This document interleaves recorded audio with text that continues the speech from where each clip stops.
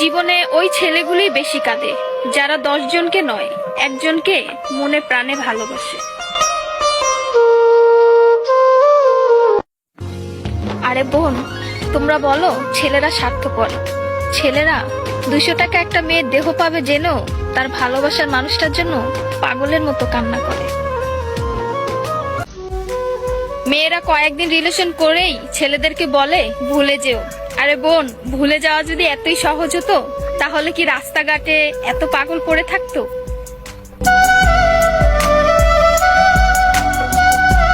ছেলেরা যদি দেহের প্রেমে পড়তো তাহলে পতিতালয়েই তাদের শ্রেষ্ঠ প্রেমিকা থাকতো।